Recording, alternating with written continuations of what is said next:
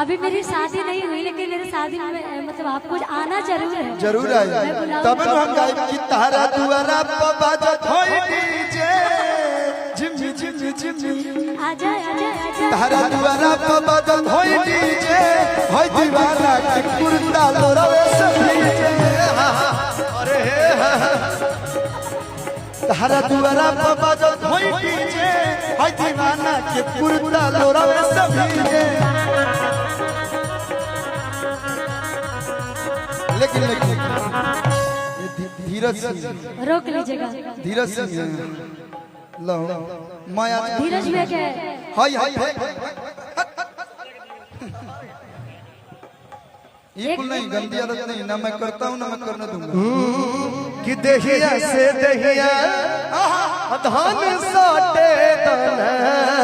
पहली हम मिला तानी पाटे तना असा जही से गड़बड़ मिजाज लगता असा जही से गड़बड़ मिजाज लगता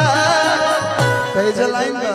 कि ऐसे न करी बल जोरी हाथी होने वही छोरी लाज लागे लाए पिया लाज लागे लाज लागे लाए पिया लाज लागे लाज लागे लाए पिया लाज लागे यही मैं करा। अच्छा जब मेरी शादी हो जाएगी तब मैं बोलूंगी रुकेगा कि करो इंतजार और पिपरा के छाव में बस तूफान मत आवे आई होता चल गले बा कि करो इंतजार और पिपरा के छाव में मिल खतिया जइहा मिल खतिया अरे जी बलनुआ के गाँव में मिल खतिया जइहा हदा पिपरा के छाव में करो इंतजार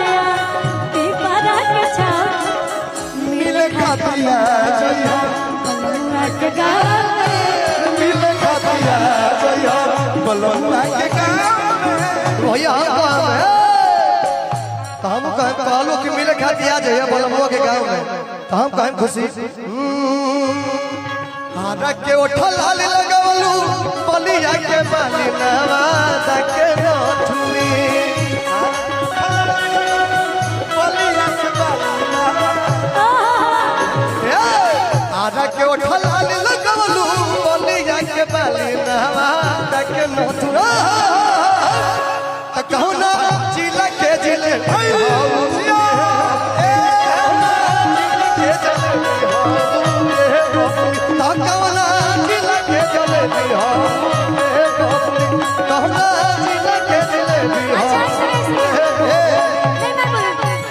हम बोलते नहीं हमार ना बोले अच्छा बोली कि कहियो न कहियो हमारा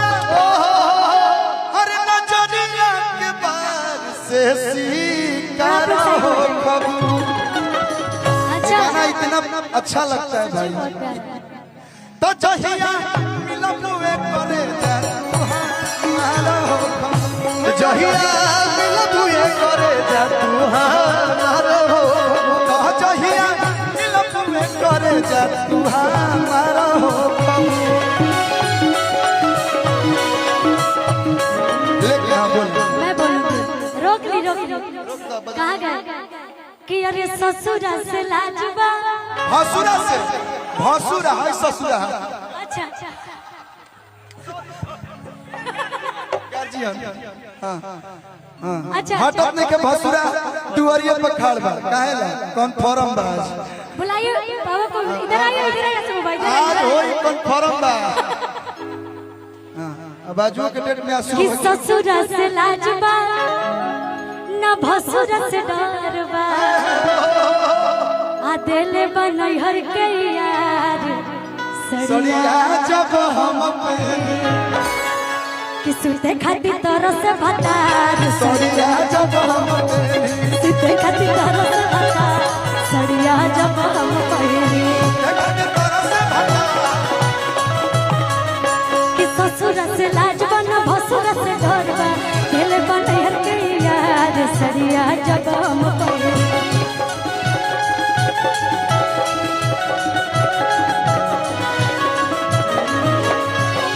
लेकिन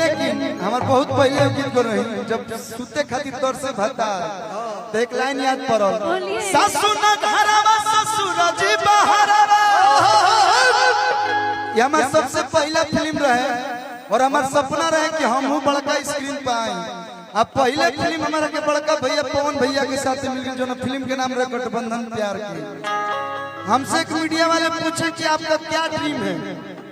तो हमें कई बात कही ना कि जौन ड्रीम हम देखले ना रही वो ड्रीम पूरा हो गया। अब ड्रीम के का सोचे के बाद अपना जीवन में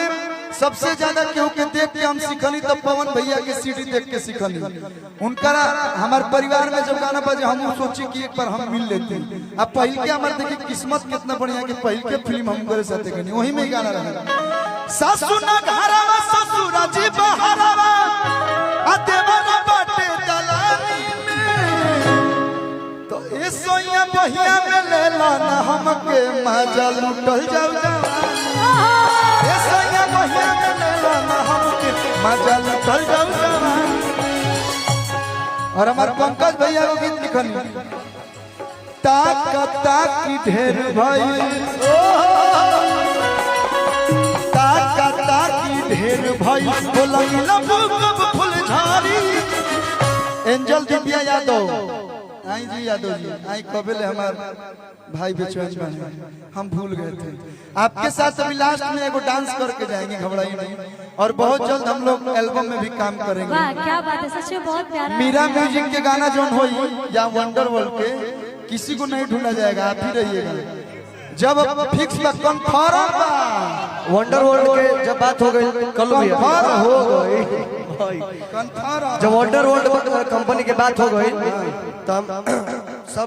जितना भी हमने के भाई परिवार के लोग सब लोग जुटल बालू तो एक बहुत बड़ा अपडेट दी हम स्टेज पे आइल बनी इनका द्वार पर कि वंडर वर्ल्ड कंपनी खातिर बहुत बड़ा एगो गाना हमने के बना के रखले बनी जौन में खुशी गौले बाड़ी पवन भैया के आवाज बा और इन्हीं 16 के बाद चल के लखनऊ में शूटिंगो करेगा। अब पवन भैया के गाना के बाद उनका छोटा भाई का गाना भी आएगा। हमरा के कंफर्म रिलीज मेरा पहले होगा सड़िया गुलबिया 2 आई वंडर वर्ल्ड सड़िया गुलबिया 2 भैया के लिए अब ऐसे दे दी लेकिन कंफर्म बा भैया लीड यही करेंगी कंफर्म बा। आप बहुत अच्छी एक्ट्रेस है और निमुआ जोड़े जोड़े ही पहले बड़ी वंडर वर्ल्ड पे चंदन चंचल भाई गौले बड़े लेकिन चूहे जैसे चूहे महुआ राजा चूहे मोर जवानी चूहे मोर जवानी राजा चूहे मोर जवानी राजा चूहे मोर जवानी तारा खातिर कहे के बाकी छोड़ो राजा गाजा अफसा छोड़ा राजा गाजा सवारा हो जवानी छोड़ो राजा गाजा हो संभारा राजा गाजा ऑनलाइन रहेंगे कि कब लेने भल बया अपन खाना दाने कब लेने भल बया अपन रसम खाना दाने छोड़ा राजा गाजा अब संभारा हो जवानी।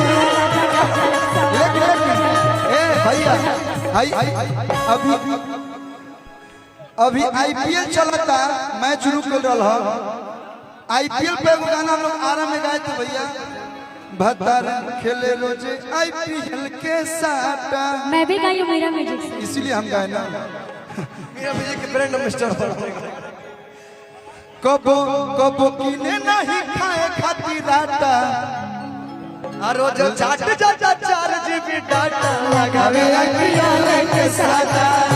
लगावे आईपीएल के लेकिन आरसीबी जीती कंफर्म बा तनी मन लेकिन चलो कोई नहीं आईपीएल के नाम पे आईपीएल का पैसा हाँ गोटे दो काहे के बाद मंच पे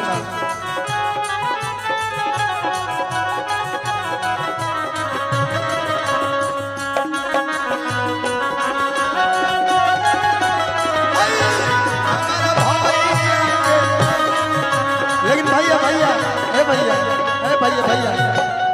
मेजर में आइए, उनके लिए एगो गाना गाते हैं। थोड़ा सा मंच खाली कीजिए, आपके लिए गा देना। गई तनी हल्का सा मंच खाली करो लो।